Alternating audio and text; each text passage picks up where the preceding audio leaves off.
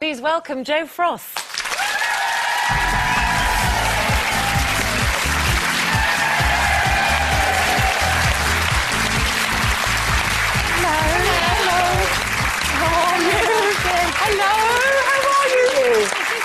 Hello, how nice to see you. Have you noticed we're all sitting up a lot straighter all of a sudden, aren't we? we don't want to be sent to that naughty step yet.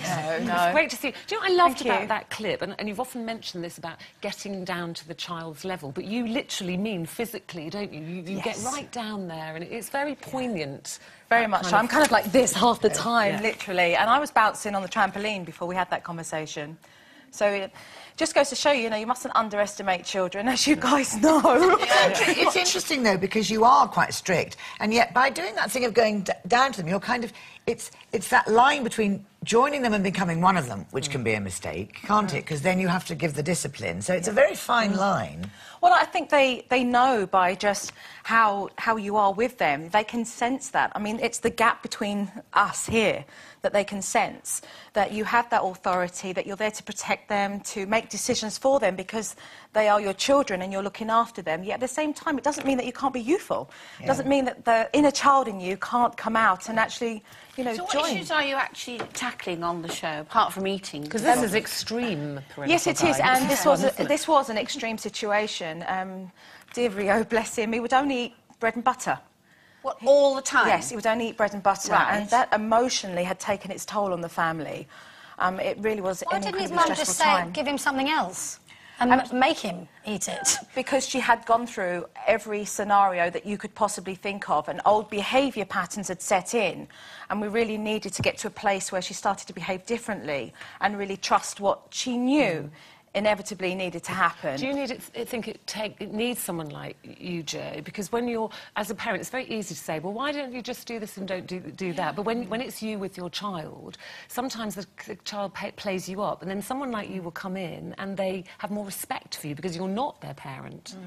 And it needs that kind of... Well, I think in this case, really, it was an objective standpoint. Emotionally, Rio's mother was so involved. And, there was a lot on top. That's the eating thing, which lots of parents have. What other problems did you find was a big problem across the country? Because you're looking at this as a bigger, wider issue, correct. I mean, extreme parental guidance is looking at bigger issues in society overall. So, we're looking at hyperactivity and sleep deprivation and the reality of behaviour and parents and their relationship.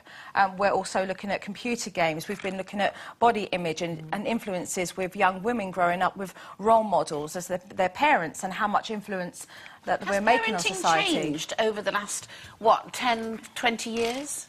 I think it has with regards to we've become more conscious. We're now really self-aware of how we want to raise our own children and the values and what's important. And I feel that's why, it shows that our Mind, for example, that we're doing right now are really allowing parents to feel empowered because they have the information.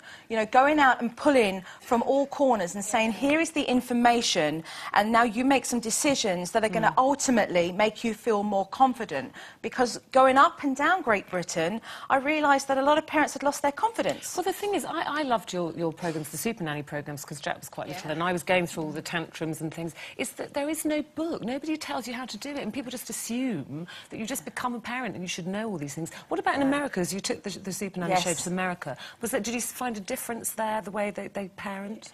Not really. I mean, we still see the same issues, although they a little bit more sensitive when I was giving them constructive criticism. They can't really take it on the chin like us Brits. I saw one where they really got upset with you, really cried. Yeah, they'd be upset because the truth is not always easy to swallow. I mean, we've all had to look at ourselves, or somebody has had to chin check us and say, hold on a minute, and we've had to do self-assessment and think, hold on a minute. But that's what takes us through our own personal growth. Are you actually re-educating the parents then? Is that what you go in and realise you have to do?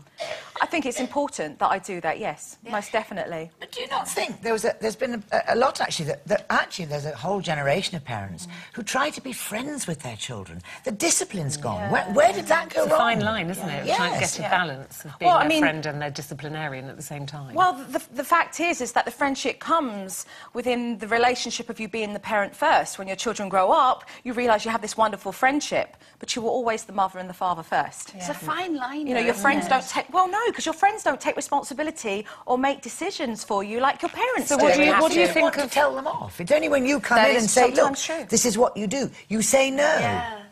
What do you think of... We were talking today earlier about women having children younger. Do you think we are leaving it too young?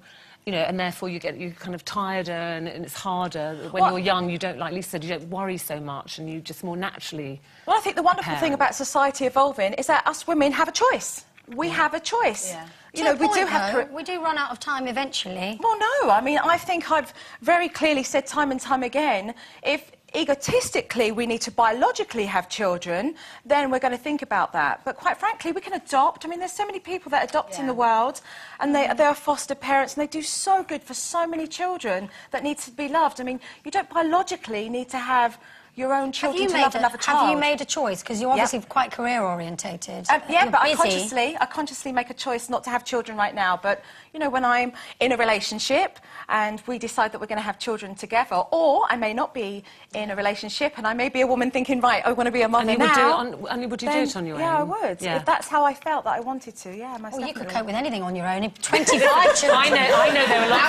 know there are lots of men out there who like your little naughty step, I have to say, so I'm sure you won't be on your own for very long. That is extreme parental guidance. That's tomorrow night, 8 o'clock on Channel 4. Don't miss it. Jo, thank you. Jo Frost, everybody. Thank you.